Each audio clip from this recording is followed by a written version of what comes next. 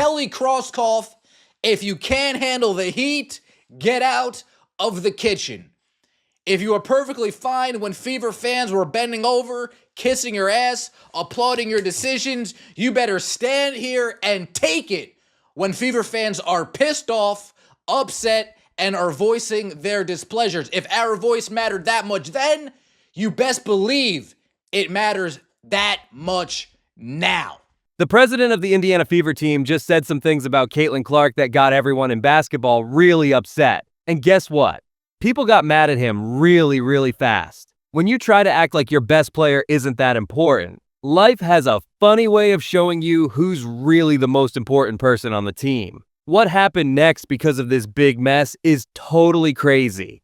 What do you think happens when the people who run teams try to make their biggest stars seem less important? The Indiana Fever brand is going to get as big and go as far as Caitlin Clark takes it. And I don't think Kelly Krauskopf understands that. And the latest video that is surfacing, floating around, being consumed by Fever fans across the globe, because this is an international superstar they have on their hands.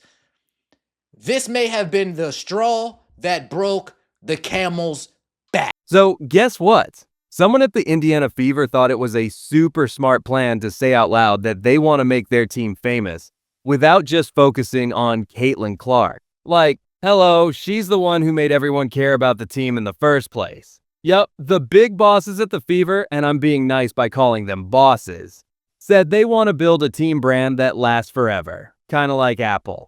But they also said they don't want to depend too much on their star players. Oh, and star players is just their fancy way of saying the people who make fans actually pay attention to our team. We want to sustain the growth and the interest level in the franchise. I mean, this is about the Indiana Fever. Yes, we have a foundational player in Caitlin Clark and Leah Boston, and we're going to continue to add to that. But I want this team to be the leader in the country, and a brand, an enduring brand, like Apple or something. I mean, we have a real opportunity here. Let me tell you exactly how silly these comments were. This big boss person basically said they want to keep growing and make people interested in the team, while at the same time saying that Caitlin Clark, the person who made everyone care about the team in the first place, shouldn't be the main star.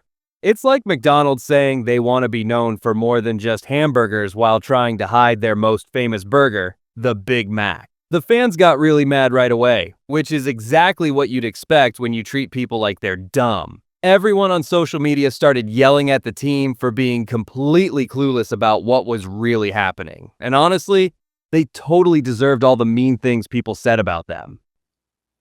This isn't the NFL. This is the WNBA. A star is going to take the Fever where the Fever want to go. And that star is Caitlin Clark. Kelly, you're talking about being a leading brand. You're talking about sustaining growth, sustaining the interest level in the franchise. You know how that happens? Is if Caitlin Clark stays in Indiana, is if Caitlin Clark is participating in an entertaining and exciting brand of basketball that doesn't take away and diminish her skill sets, that doesn't turn off fans that have been following her for the last 3 to 5 years.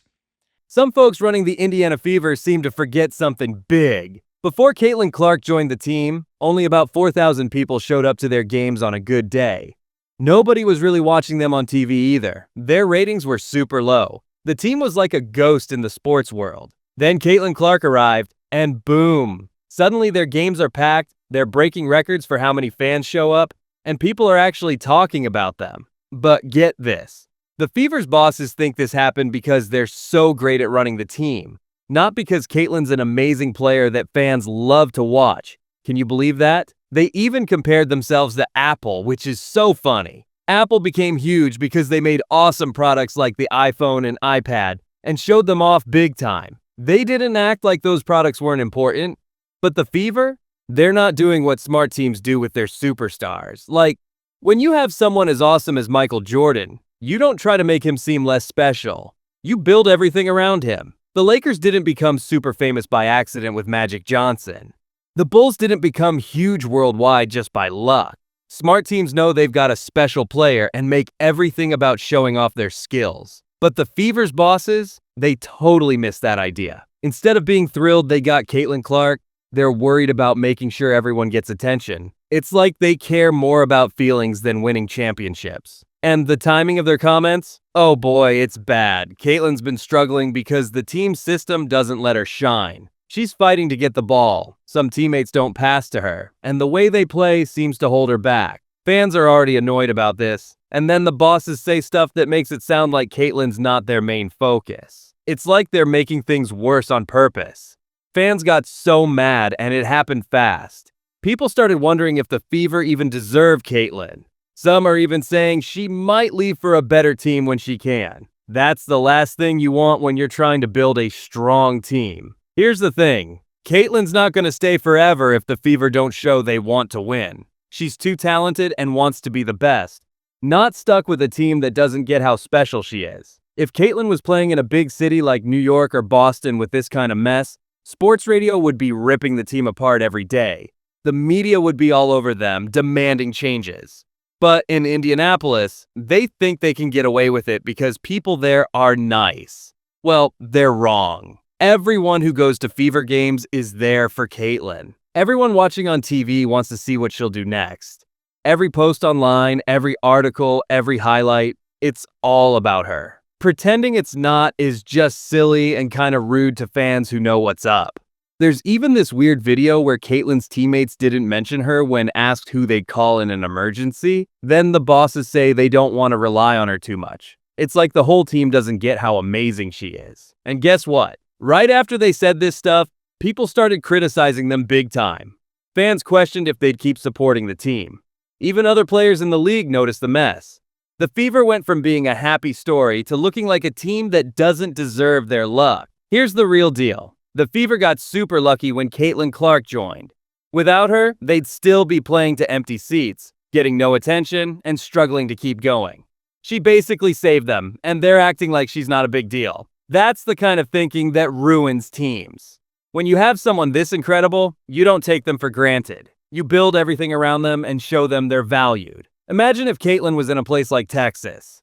They'd love having a player like her and build everything around her. Other teams would do anything to make her happy and successful. But the Fever?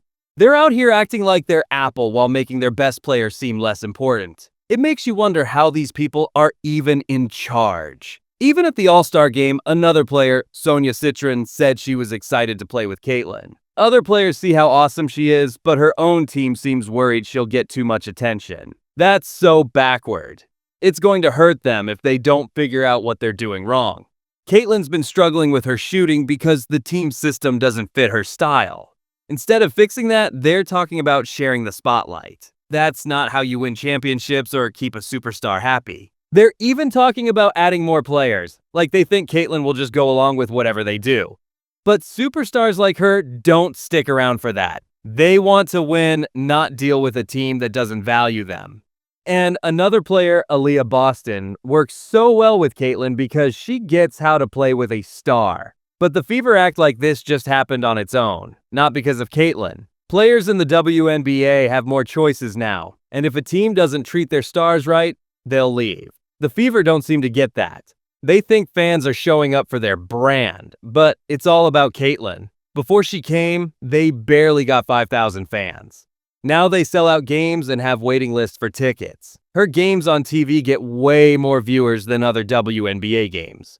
Her jerseys sell like crazy, while others don't. The numbers don't lie, but the Fever's bosses don't see it. When Caitlin's struggling, they should be helping her, not saying they don't need her that much. Their coach, Stephanie White, is using a system that doesn't let Caitlin shine. Instead of fixing it, they're talking about brand diversification. That's just a fancy way of saying they're trying to succeed without her. That's not smart. It's silly. Other players want to play with Caitlin because she's special. Smart teams build around stars like her, not make them feel less important. By acting like Caitlin's not the key, the Fever are pushing her away. Other teams would love to have her and would make her the center of everything. The Fever's comments made them look clueless, and now everyone's calling them out. They got lucky with Caitlin, but they don't get why.